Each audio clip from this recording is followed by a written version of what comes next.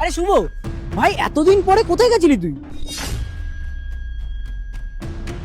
তোকে তো দেখাই যাচ্ছিল না। আর বলিস না ভাই, এত কাজের চাপ, একটা বিজনেস ট্রিপে বাইরে গেছিলাম, অনেকদিন পরে বাড়ি ফিরছি। যাই, গার্লফ্রেন্ড ওয়েট করছে, আসছি রে।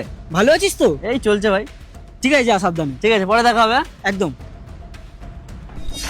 আমার প্রথম কাজটা শেষ, এবার দ্বিতীয় কাজটা।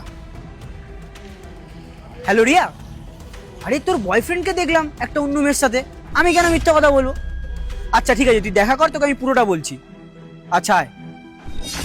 আমার এই কাজটাও শেষ, তোদের রিলেশনটা কিভাবে ভাঙতে হয় সেটা আমি বুঝে নিচ্ছি।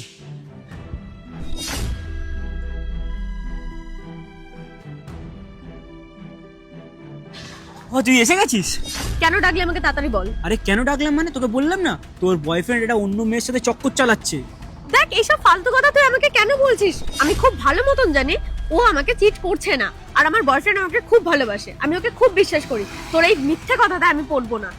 আরে রিয়া, ভালো তো তোকে আমিও বাসি, কিন্তু বন্ধু হিসাবে আমি কি তোর খারাপ চাইতে পারি বল? আমি তোর ভালো চাইছি বলেই সেই জন্যই তোকে আগে দিয়ে বলে দিচ্ছি। তোর যদি বিশ্বাস না হয় তুই তোর বয়ফ্রেন্ডকে এক্ষুনি ধরতে পারবি, ওই সামনে মোড়ে ও আর একটা মেয়ে দাঁড়িয়ে কিসব করছে। ঠিক আছে, আমি তোকে বিশ্বাস করে ওখানে যাচ্ছি, বাট এই কথাটা যদি মিথ্যে হয় তাহলে তোর একদিন কি আমার একদিন, আমি তোকে দেখে নেবো, আর আমাদের ফ্রেন্ডশিপ তো নষ্ট হবেই। ওকে? ঠিক আছে, যা। ভালো তো তোকে আমি অনেক বাসি, বন্ধু হিসাবে না, একটা প্রেমিক হিসাবে।